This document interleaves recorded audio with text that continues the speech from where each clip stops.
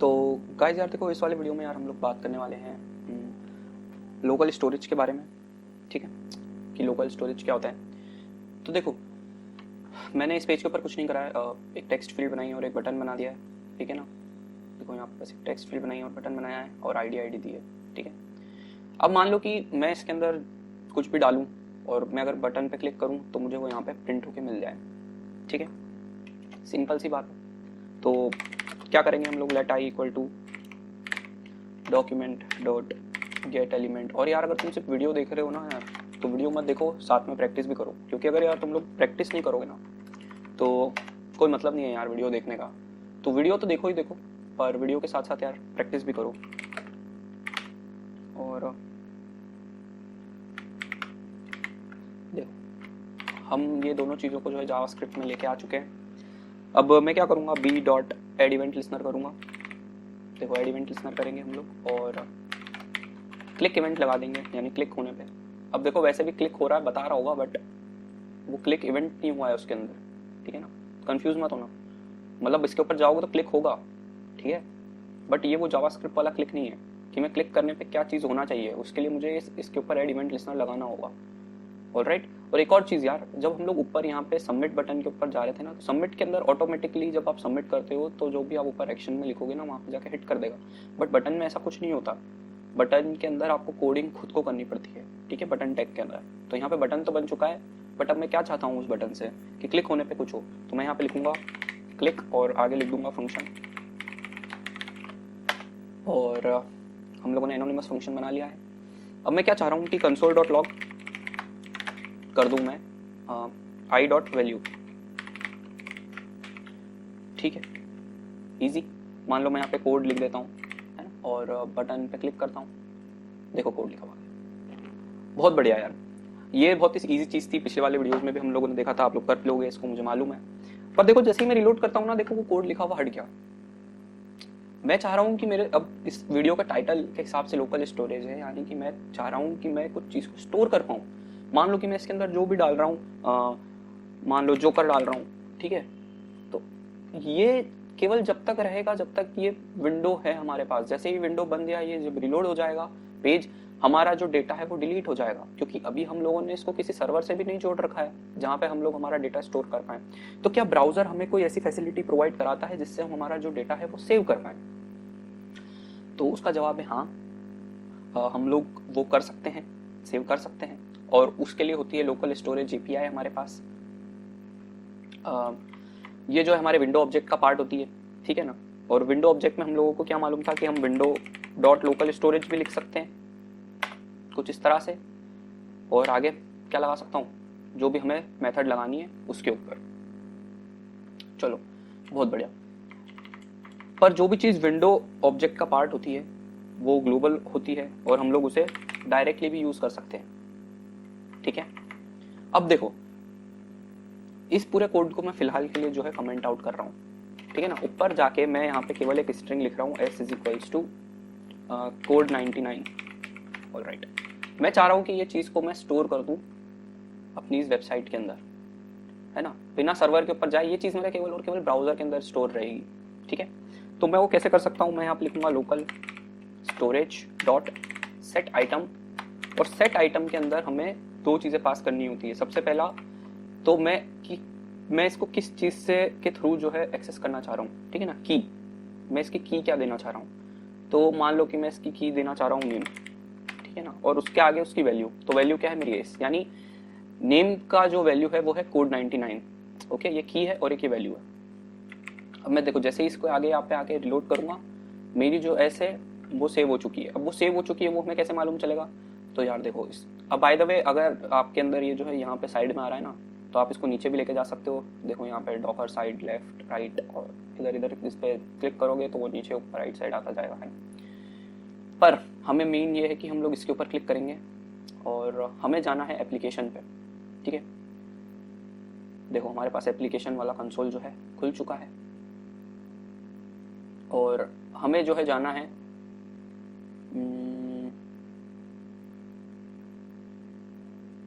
Local storage में, जो कि हमें यहाँ पे दिख रहा है। ठीक है, और हमें क्लिक करना है इस फाइल वाले के ऊपर। और देखो जैसे ही आप लोगों ने इस फाइल वाले के ऊपर क्लिक करा, यहाँ पे देखो नेम और उसकी वैल्यू जो है यहाँ पे आ चुकी है।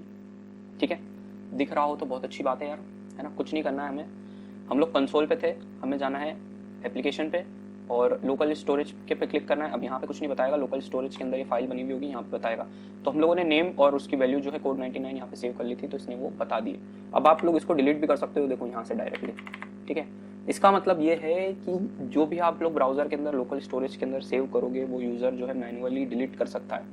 तो नॉर्मली हम लोग जो ब्राउज़र के अंदर ऐसी चीज़ को स्टोर करते हैं जो डिलीट भी हो जाए या यूज़र देख भी ले या उसका यूज़ भी कर ले, तो उससे हमारा जो बैकएंड में सॉफ्टवेयर चल रहा है या हमें उससे कोई फ़र्क नहीं पड़े। ठीक है ना, सिंपल सी चीज़ ही है। बट फिर भी हमें इसके बारे में मालूम तो होना चाहिए कि लोकल स्टोरेज क्या है, तो वही हम लोग देख रहे हैं। फिर से मान लो मैं यहाँ पे आके रिलोड करता हूँ, देखो नेम और कोड 99 आ गया, बहुत बढ़िया।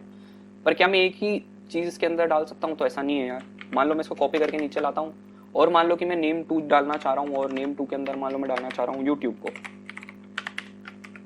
अब देखो जैसे ही मैं रिलोड करूँगा नेम 2 और यूट्यूब आ गया। इजी, बहुत सही चीज़ है यार, है ना। तो पहले आप लोगों को की डालनी है और उसके बाद में आप लोगों को उसकी वैल्यू डालनी है। पर अब लोगों हम लोगों ने इसके अंदर सेट तो कर दी है। अब मैं इसके अंदर चाह रहा हूँ कि मुझे वो वैल्यू फिर से मिल जाए, तो हम वो भी कर सकते हैं। तो सबसे पहले मैं क्या लिखूंगा, local storage dot get item. अब गेट आइटम में मैं क्या लिखूंगा, उस की को पास करूंगा जिस की से मैं जो है उस वैल्यू को लाना चाह रहा हूँ। तो मैं यहाँ पे नेम लिखूंगा और ये जो local storage dot get item है ये हमें जो है स्ट्रिंग रिटर्न करती है उस वैल्यू की। तो मैं लेट और लिख देता हूँ यहाँ पे आंसर, है ना। अब इस आंसर के अंदर हमारे पास उस नेम ने उस की ने वो वैल्यू जो है रिटर्न कर दी। और मान लो जैसे ही मैं कंसोल डॉट लॉग करता हूँ आंसर को, हमारे पास आंसर जो है कंसोल में आ जाएगा। देखो जैसे ही लोड करा, देखो कोड 99 हमारे पास लिखा हुआ है। क्या बात है। अब ये आंसर जो है इसमें से इसने निकाल के लिया है। अब मान लो कि मैं नेम की जगह मान लो नेम 3 डाल देता हूँ। अब नेम 3 तो हम लोगों ने कुछ भी चीज़ सेट नहीं करी थी, हम लोगों ने केवल नेम और नेम 2 सेट करा था। तो देखो जैसे ही लोड करूंगा नल आ गया, यानी भाई ऐसी की ही नहीं है, तो उसकी वैल्यू क्या डाल दी उसने, नल। ऑलराइट, तो ये समझ में आया हो तो बहुत अच्छी बात है यार, है ना। इसके अलावा आप लोगों को अगर कोई चीज़ डिलीट करनी है तो आप लोग यूज़ कर सकते हो लोकल स्टोरेज डॉट क्लियर। ठीक है, इससे क्या होगा ना कि सारी चीज़ें जो है क्लियर हो जाएगी। मान लो कि मैं इसके ऊपर, मान लो कि हम ये फंक्शन चला देते हैं और इसको रिलोड करता हूँ मैं, और फिर से मैं जाता हूँ एप्लीकेशन में और देखो अब देखा यहाँ पे सारी चीज़ें क्लियर हो गई। पर अगर हमें केवल और केवल एक ही चीज़ डिलीट करनी है, मान लो कि मैं सिर्फ नेम 2 को डिलीट करना चाह रहा हूँ, मुझे सारी चीज़ें डिलीट नहीं करनी है, तो मैं यहाँ पे कुछ इस तरह से यूज़ कर सकता हूँ local storage dot remove item. और रिमूव आइटम में मैं क्या पास करूँगा, उसकी की, और उसकी की मान लो है नेम 2। ठीक है, अब की बार केवल और केवल नेम 2 जो है डिलीट हो जाएगा। देखो सिर्फ नेम बता रहा है, नेम 2 जो है डिलीट हो चुका है। मतलब इस कोड के पहले नेम और नेम 2 दोनों थे, बट अगर मैं ये वाली लाइन रन कर दूंगा मेरे कोड के अंदर तो देखो नेम 2 डिलीट हो जाएगा, यानी वो की जो है रिमूव हो जाएगी, की और वैल्यू। बहुत बढ़िया। अब आप लोगों को सेट और गेट भी करना आ गया है, क्लियर भी करना आ गया है। अब हम लोग आ जाते हैं हमारे ऊपर यहाँ पे। ठीक है, कि हम लोग जो है टेक्स्ट बार से क्या चाह रहे थे कि इसके अंदर मैं जो भी चीज़ डालूँ वो चीज़ मेरे यहाँ पे प्रिंट हो रही थी, बट मैं चाह रहा था कि वो चीज़ जो है सेव भी हो जाए। तो हम लोग तो यहाँ पे थे, राइट। तो उसके लिए क्या करना होगा हमें, हम कुछ नहीं करेंगे, लोकल स्टोरेज डॉट, अब मान लो मैं यहाँ पे डाल देता हूँ local storage dot set item, और सेट आइटम में मैं डाल देता हूँ मान लो कि इनपुट, और इनपुट के बाद में क्या डाल दूँ, उसकी वैल्यू। अब उसकी वैल्यू क्या डालूँ मैं, जो भी इसकी वैल्यू रहेगी वो। अब उसकी वैल्यू में डाल देता हूँ इन, और इन नहीं यार, इसकी क्या ली थी हम लोगों ने, आई, और आई डॉट वैल्यू। चलो बहुत बढ़िया यार।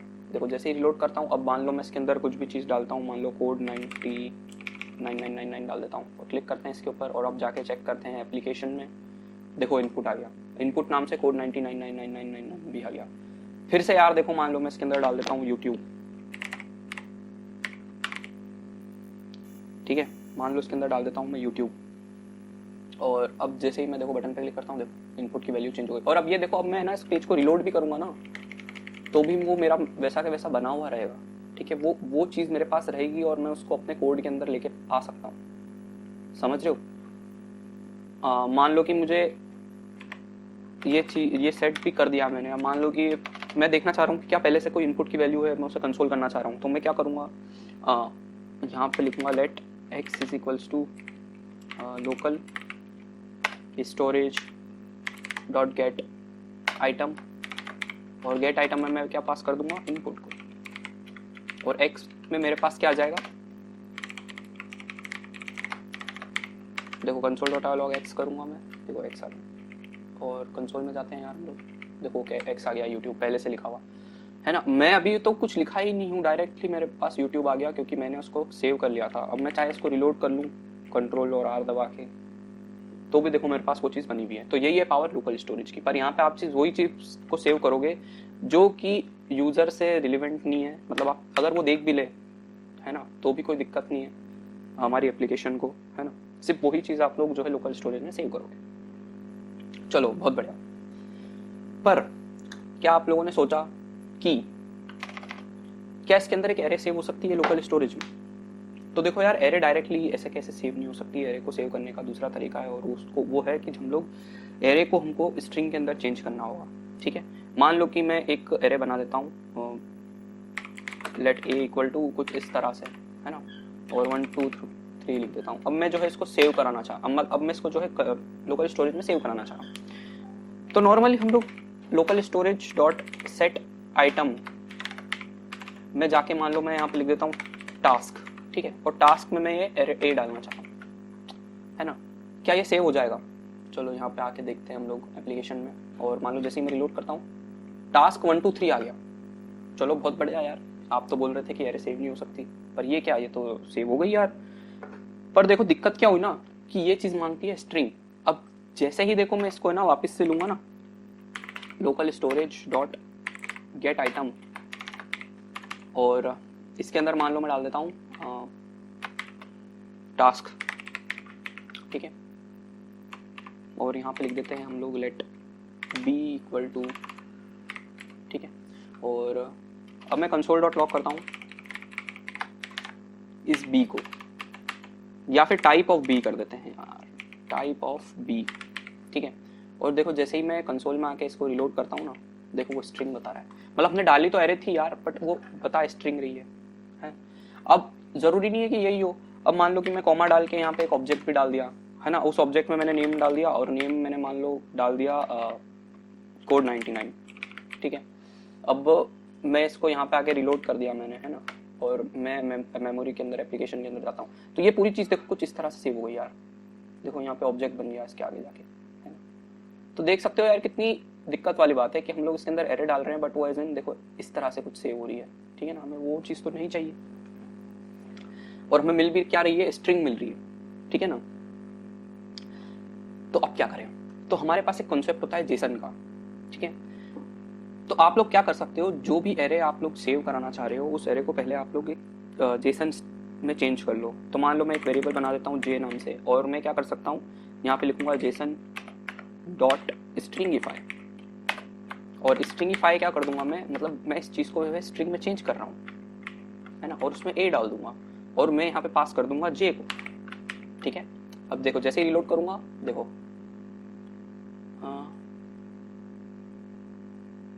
जैसे ही मैंने जो है इसे रिलोड किया है और मैं देखो यहाँ पे आया हूँ, देखो यहाँ पे नेम और ये पूरा लिखा हुआ आ गया। ऑब्जेक्ट अब नहीं लिखा हुआ आ रहा, अब देखो ये पूरी चीज़ लिखी हुई आ रही है, ठीक है।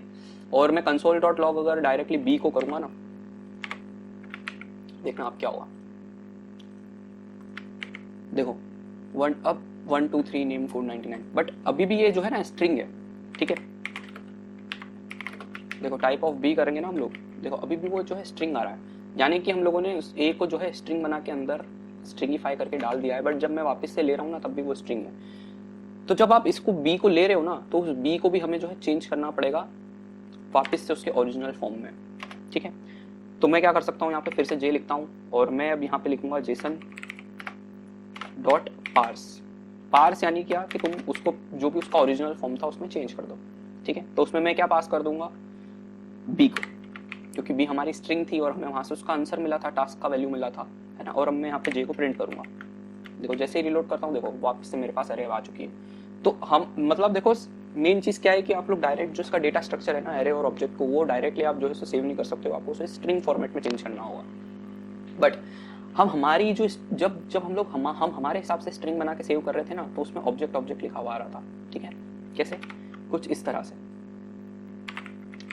जैसे ही ए पे क्लिक करा और मान लो मैं अब इस बी को जो है प्रिंट करता हूँ, है ना, और जैसे ही रिलोड करता हूँ, देखो ये ऑब्जेक्ट ऑब्जेक्ट प्रिंट लिखा हुआ रहा है बिना जेसन के, है ना। मैंने डायरेक्ट ए को उसके अंदर डाल के सेव कर दिया, और ए को ही जो मैं वापस से लेके आ रहा हूँ, तो 1 2 3 तो मेरा आ रहा है, और ऑब्जेक्ट ऑब्जेक्ट लिखा हुआ आ रहा है, क्योंकि मैंने उसके अंदर जो है ऑब्जेक्ट सेव करा है। और ये पूरी क्या है, हमारी एक स्ट्रिंग है। तो मतलब एरे और ऑब्जेक्ट डायरेक्टली सेव नहीं हो सकते, उसको सेव करने के लिए हमें एक मैकेनिज्म चाहिए, इसलिए हम लोगों ने जेसन का यूज़ करा। जेसन क्या करता है कि इस एरे और जो ऑब्जेक्ट्स है उसको जो है स्ट्रिंग के फॉर्मेट में सेव करता है, और जेसन को पता है कि उसको फिर से कैसे उसके ओरिजिनल फॉर्म में लेके आना है। तो जब उसको स्ट्रिंग में सेव करना है तो हम लोग मेथड लगाते हैं स्ट्रिंगिफाई, और उसके अंदर वो चीज़ पास कर देते हैं जो कि हमें स्ट्रिंग फॉर्मेट में चाहिए, जो हमें जेसन फॉर्मेट में चाहिए, स्ट्रिंग फॉर्मेट में नहीं।